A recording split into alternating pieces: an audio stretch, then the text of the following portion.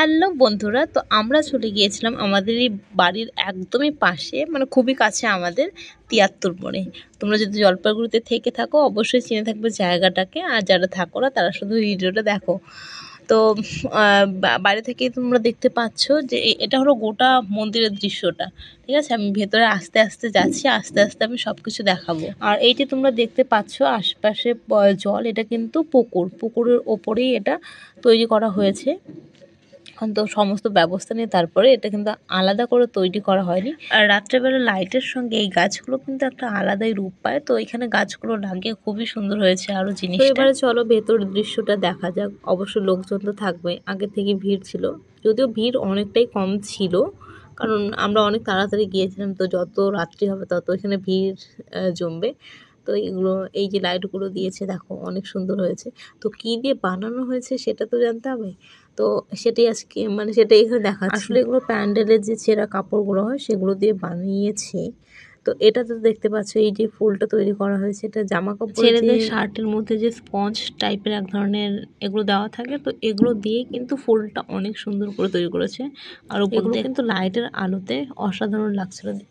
এখানেও এমনিতে দেখতে ভালো লাগছে, তোমরা তো দেখেই বুঝতে পারছো। আর এটা একটা জাল টাইপের একটা জিনিস দিয়ে এটাও একটা ফুলের মতোই তৈরি করেছে। এটা লাইট লাগিয়েছে, তো সুন্দর তো হবেই দেখতে।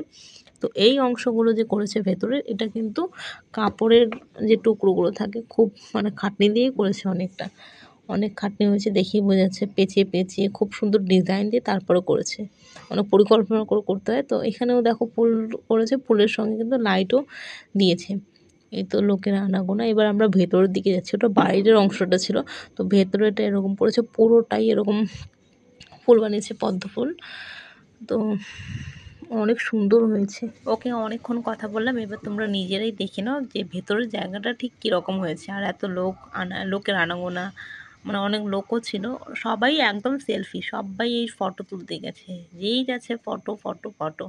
তো আমি পুরোটা দেখাচ্ছি, দেখে নাও তোমরা কেমন হয়েছে জানিও। সামনের দিকে এরকম একটা ছোট মানে প্রতিমা রেখেছে, আর ভেতরে আরও আছে, এই যে দেখে নাও।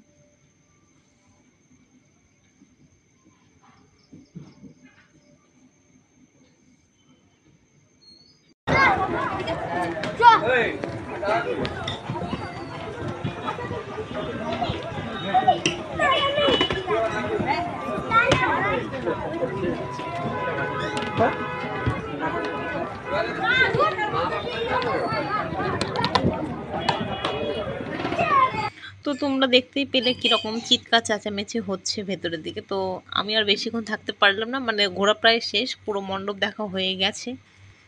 এবার তোমরা মানে শান্তিতে মাকে দেখো। এই হলো আমাদের ৭৩ মোড়ের প্রতিমা।